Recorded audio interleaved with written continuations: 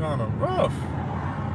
It's kind of rough this morning. Good morning, Wealth Builders, on this Tuesday. Happy Tuesday. It's 8:37 right now in the morning. Out here in the greater Atlanta area. Well, I'm kind of close to Atlanta now. Yeah, man. You don't know, I go live now every morning, Monday through Friday. It's been interesting. Some lives been kind of boring. I ain't gonna hold you. Sometimes I ain't got much to talk about. But you know, life be lifing. Some days be crazy. Like you have a lot to talk about that day. Then some days you don't got a lot to talk about. Yeah, today though, man, it's late day. I'm late on all levels. Late on my live, late on getting to work. Didn't necessarily wake up. Excuse me. Didn't necessarily wake up late. I just kind of, got into some conversations with my wife about some things, some personal things, and time got away from us. And next thing you know, we rushing to get the kitties out.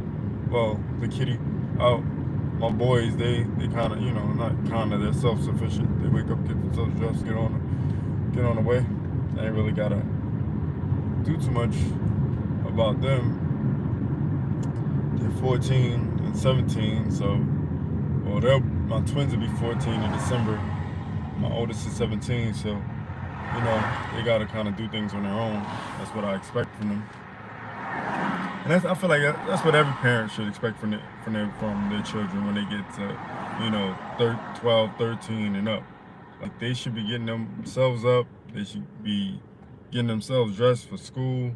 They should be getting themselves dressed when y'all go out. They should be taking care of themselves. Like, yeah, you should assist. Like, if you want to make them breakfast and things of that nature, that's cool and cute and all, but at the end of the day, they should be very much self-sufficient. This traffic, this traffic is sick right now. And usually only happens when I'm late. The traffic hits me like this. Like, the later I leave, the more traffic I hit. I didn't get a chance to make no coffee this morning. So, I'm stopping at the Double D's to get that cold brew. Excited about that, man. You know what I'm mad though? I'm mad they took away the s'mores. I'm mad they took away the s'mores cold brew. That joint is busting, as the young whippersnappers would say. Damn, that made me feel old saying that. Like the young whippersnappers. I remember when I was a young whippersnapper. You ever feel like that? Oh, for my people that's 40 and up, you ever feel like, when I was such and such age, when I was this age, when I was that age, when I was this age, you ever say that to somebody? Yo, that shit make me feel so old, be like, oh my God, it makes me feel so old. Makes me feel so, like, decrepit. You know what I mean? Yeah, try not to say that at all, ever. You know what I mean? For real. But what else I want to talk about? I had some stuff in my head.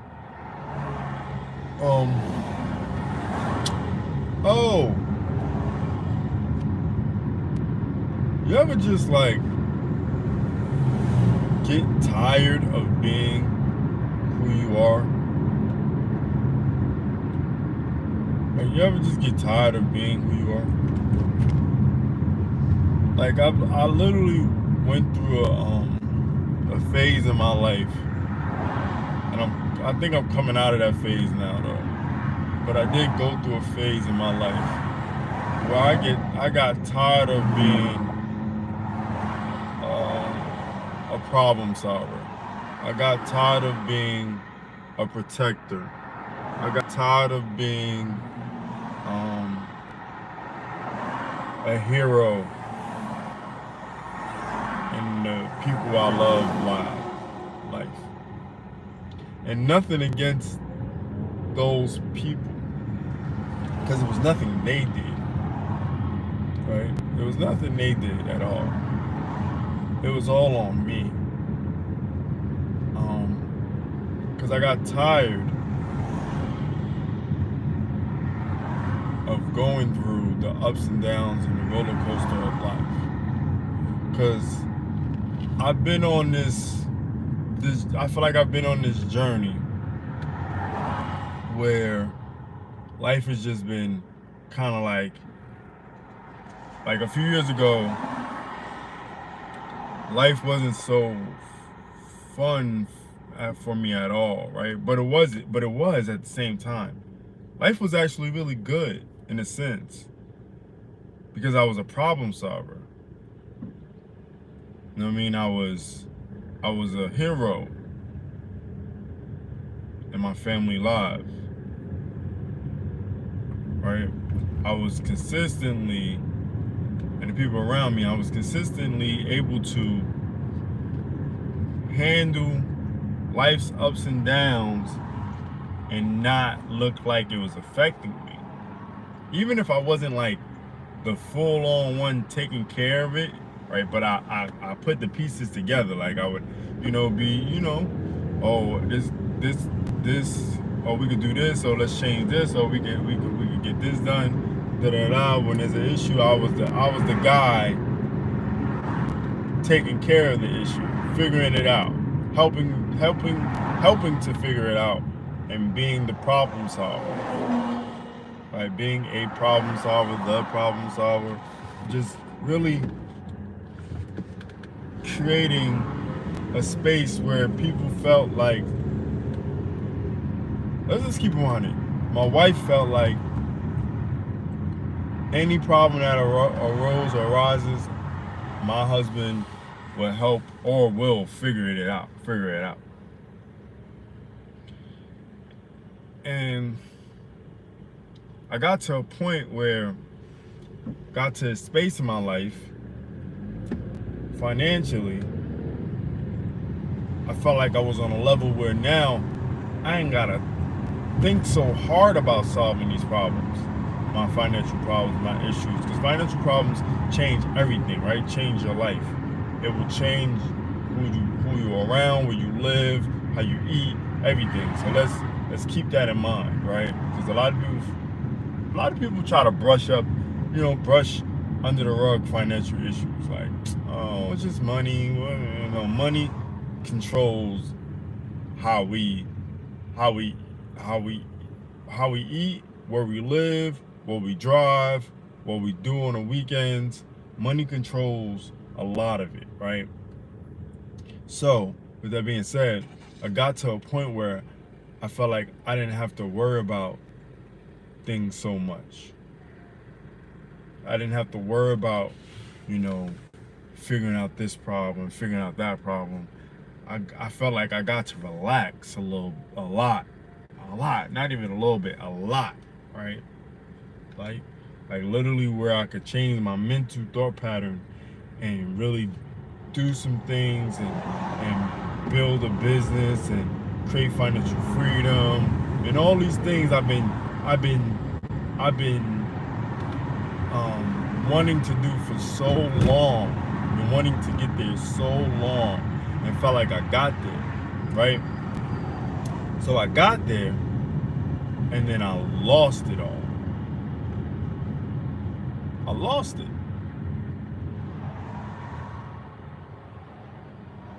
I lost all those, that level of, yeah, I'm about to do this and I'm about to do that and I'm about to finally be financially free and be more successful and have more time freedom and not be, working at night while my family's at home and missing out on all these things and I'll get to,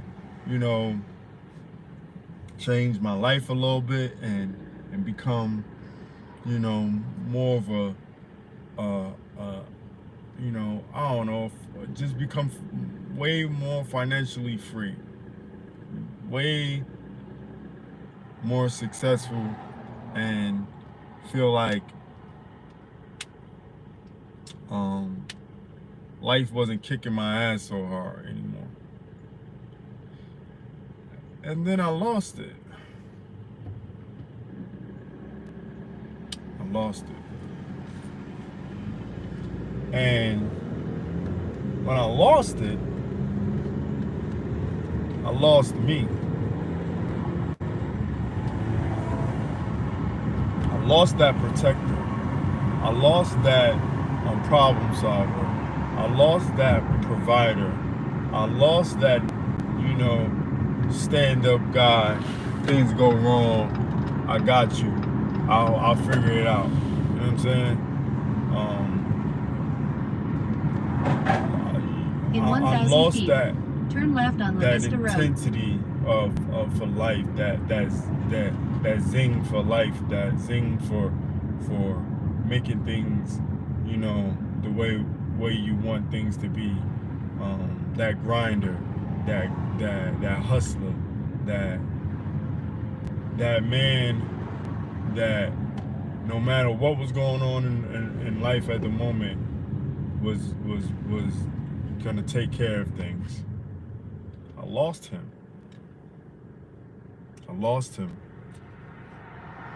And it's crazy, it's as crazy as it sounds, I lost him because I lost my career at that time. And I really didn't understand how much I identified with my career as a person, mentally. Turn left on La Vista Road. I don't think I really, at the time, I really didn't understand how much I identified with my career. Meaning, like, it was a part of me to the point of, like, that it was no longer around. I didn't have it anymore. It changed who I was.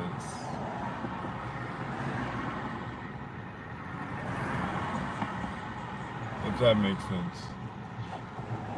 And it doesn't. It does, but it doesn't. Like, it don't, like, I'm almost mad at myself that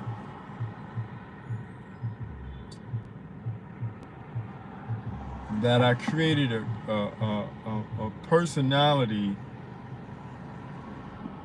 around a job or career. Like, I created who I am and really placed that as part of me, and once it was gone, I didn't know where I was anymore. I didn't know who I was anymore.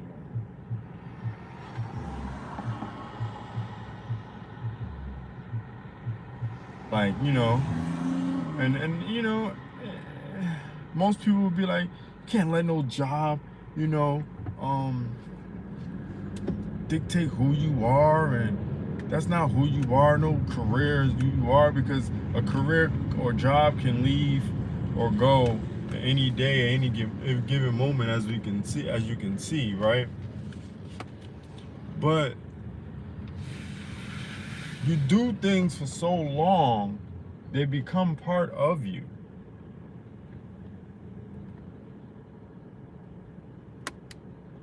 They become a part of who you are. And when you lose those things, or that thing, and everything around you goes to shit. Like, you get a car repo, you get evicted, you get all these things going on in your life. It will change you. It will change you. Yep. Be right back.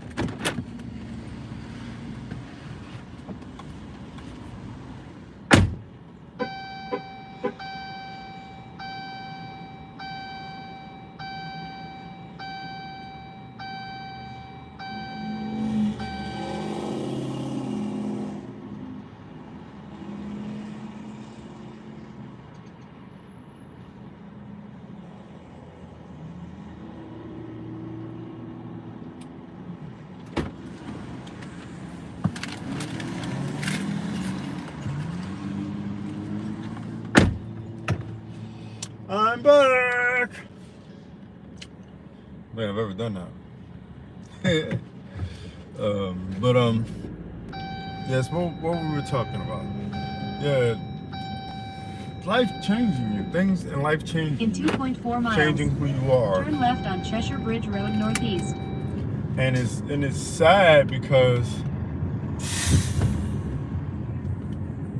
when these things happen, you don't realize. Number one, sometimes you don't realize it's happening. A lot of times you don't realize it's happening till it happens, or till you realize, who you are after once the chips fall, or someone around you gets affected. Like when it starts to affect the people that you love, when it starts to affect them, that's when you realize what happened. You start to really well, for me anyway, you start to have like an epiphany, almost a midlife crisis. Maybe almost like a midlife crisis, where you're saying to yourself, well, for me, I'm 44 years old. 44 years old. And I worked for a very big, very large delivery company, right? For about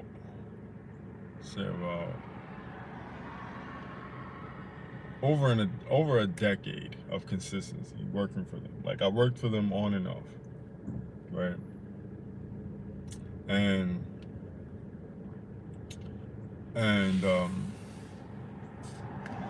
I took a chance, I took a risk,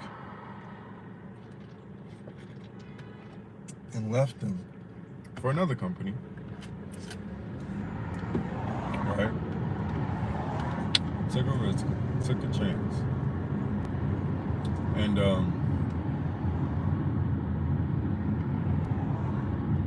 so the thing was, I took that chance because based on a few reasons why. Number one, it was a schedule change. I was able to work from I think like 7:30 a.m.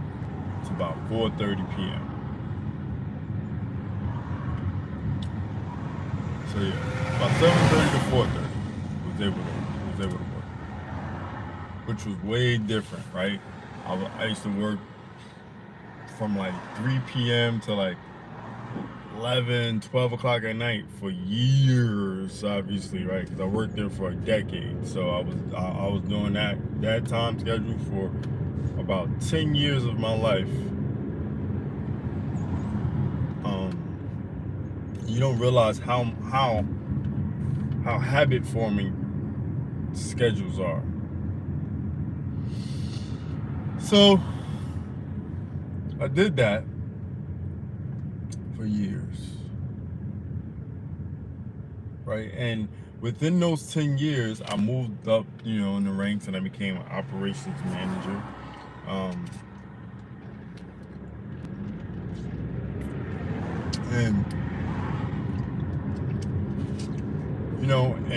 And in my identity of being an operations manager, I was an operations manager for 7 of those 10 years. So it wasn't like, I was, a package handler or something like that, or some type of deal for like 6 of those 10 years. No, for 7 of those 10 years, or maybe even a little more, I was an operations manager. So I spent a good amount of my life and my career managing problems, being a problem solver, handling situations, thinking of, things on the fly, making decisions really fast, and it just became a part of my personality, how I move, how I think, how I go on a daily basis, right? And then, excuse me, I shifted. I didn't shift away from being an operations manager. I shifted to a new business per se, right? But it wasn't the same. It wasn't the same. It didn't feel the same. It didn't look the same, obviously. Nothing about it was the same. And that's what kind of excited me, because I wanted some change. I wanted to grow. I wanted to evolve. And I wanted a new challenge, right? But I won't hold you. I wanted those things, those growth, that change, those different, a new way of moving at at FedEx. I was working for FedEx. At FedEx, I wanted that. I wanted that energy and those things at FedEx, because I felt like I deserved it.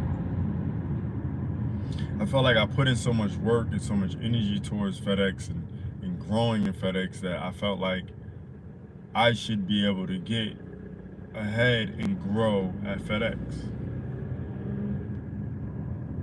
That's where I was at, right?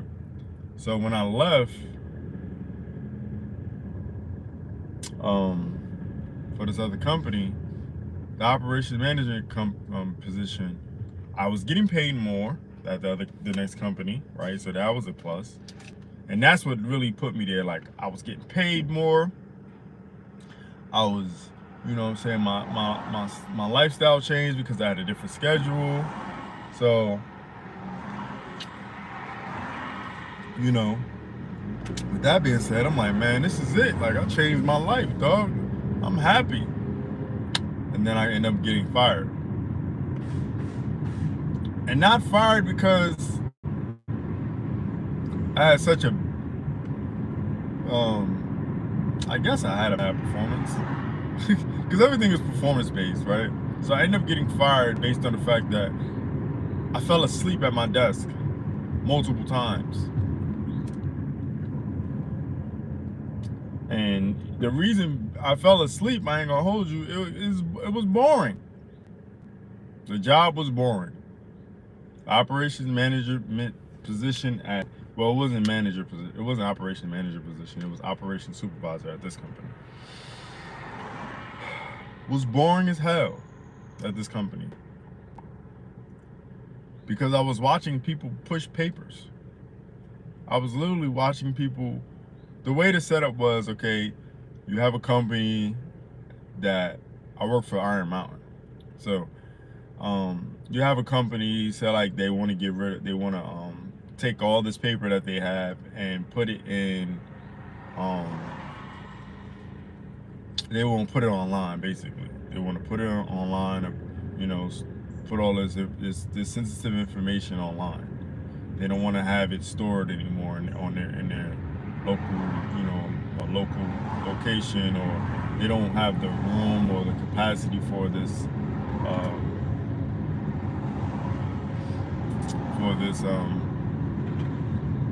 for all this paperwork, basically, right? Right. So they would send all this stuff to you, right? You would send a guy out there to go pick it up, bring it to the location. We would then sort through it, unstaple it, right? Take all the staples out, whatever paper clips, whatever is on it, take all that stuff out, right? And then you would put it in a scanner, like a scanning machine, and then scan it through. Then the next person would go and look through all the paper and make sure all the scans went through properly, to make sure that it was set straight, all the information was correct on it, all that good stuff. Everything is straight. And that was the process. That was the basics of the process. My position in the company was to oversee the people that scan the package, that scan the paper, and the ones that pretty much went over the documents and make sure the documents were correct. That was my position, basically. I don't want to go too detailed into it, but that was it. and it was quite boring. Very different from what I was used to, very different from my daily routine, very different from the style of operations I was dealing with before. Because remember, I worked for FedEx. Very intense, very go, go, go, go, go. 4 hours of the day, 4 to 5 hours of the day was on the dock, and I was literally just pushing, about 5 hours of the day, pushing people to make things happen.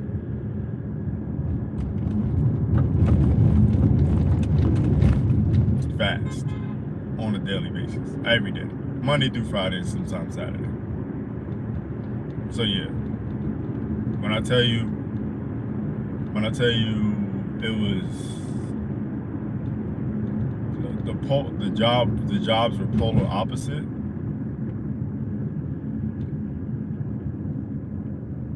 So, but with that being said, the polarity of it was like the difference in it was so drastic that, you know, I was interested, but I was just more or less interested in the hours of change and the money, not the actual job itself, if that makes sense. Like watching people literally put things in a scanner, making sure they're doing it fast and on point, and then making sure the other people are doing their job as far as like checking the paperwork, and I would have to make sure they're doing stuff on you know,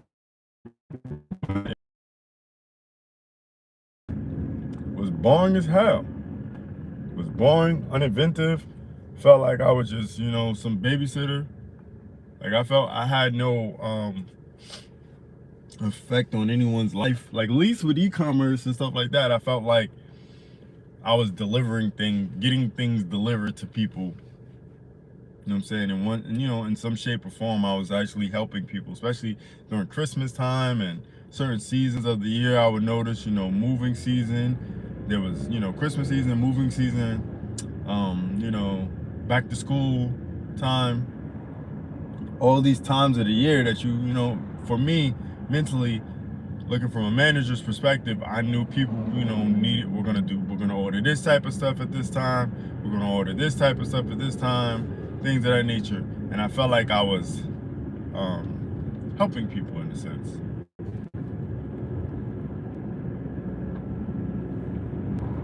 But none of that with Iron Mountain.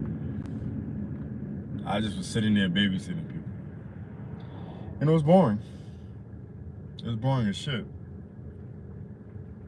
and I ended up falling asleep multiple times during those boring times.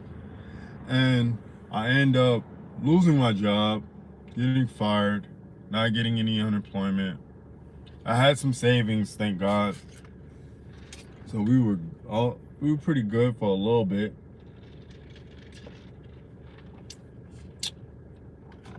But it changed me. I was no longer the family problem solver. I created the problem. I created the issues. I did that. I fucked that up. I made the decision to go to Iron Mountain. I made the decision to fall asleep. I made those decisions. And for instance purposes, I fucked up my life. Because I was growing, and I literally cut my own knees off. Turn left on Cheshire Bridge Road Northeast. I forgot you was even there, Waze. I've been in traffic for so goddamn long. I forgot I even had Waze on. I was also been in traffic so damn long.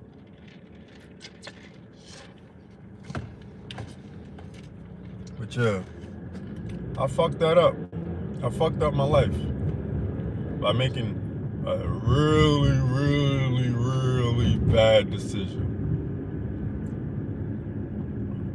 And you know, I try not to blame myself. Turn left on Cheshire Bridge Road Northeast. I try not to blame myself, but Who else can I blame? Who else can I blame? It would be asinine, honestly, not to blame myself.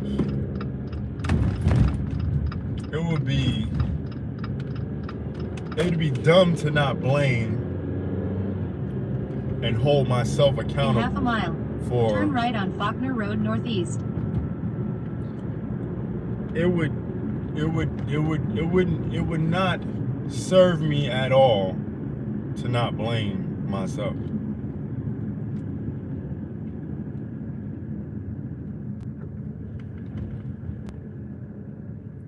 So yeah, that's the end of this live, man. I'm gonna leave it there. Until next time, Wealthbuilderz. I love you, man. Thanks for watching. Thanks for being a subscriber. I appreciate you. Watch the videos. Watch my She Legit video, man. Just dropped it this morning. Until next time, Wealthbuilderz. Peace.